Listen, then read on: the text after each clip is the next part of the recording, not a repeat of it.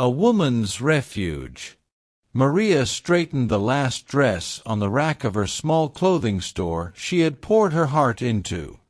The day's sales had been meager, barely covering the cost of the children's school supplies, yet she did not sigh. A sigh, she had learned, was a surrender to the world's troubles, and Maria lived by a different truth. Her husband, Ben, was a good man at his core, holding a stable, if small, job.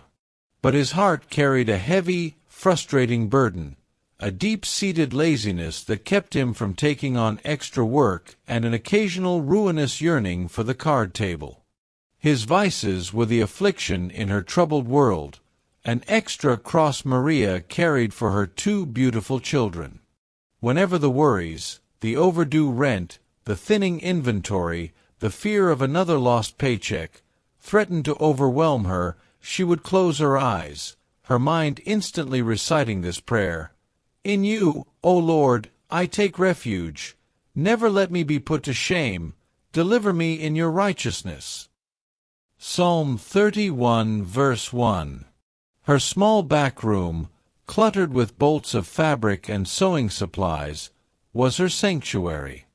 After the children were asleep, Maria would kneel, not in despair, but in a profound act of trust. She would pour out her heart before God, treating Him as her ultimate refuge and strength, an ever-present help in trouble. Ben's shortcomings were not a battle she had to fight alone.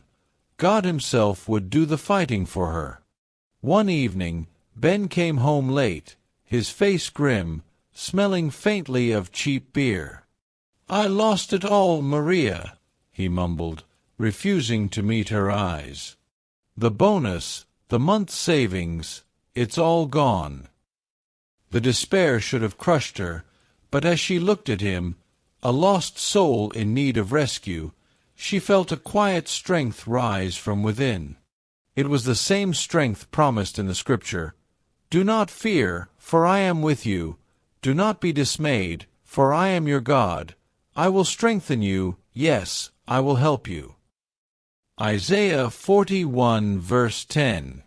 She knew she couldn't change Ben, but she knew her God would uphold her. She didn't rage or weep. Instead, she gently steered him to the dinner table and silently prayed. Maria lived the simple, profound truth that taking refuge in the Lord was better than trusting in man. God was the strong tower, Proverbs 18 verse 10, she ran into daily, and because the Most High was her dwelling place, she knew no harm would ultimately come to her or her tent. Maria rose the next morning before dawn, her spirit unbroken, ready to open her little store. Her work was for her children, but her strength, her very life, was anchored in her daily devotion, living by faith in the One who held her right hand. By living this way, she successfully supported her family. Her children graduated with degrees in the university and are now prospering in their work and supporting her and Ben, who has already retired and stopped gambling.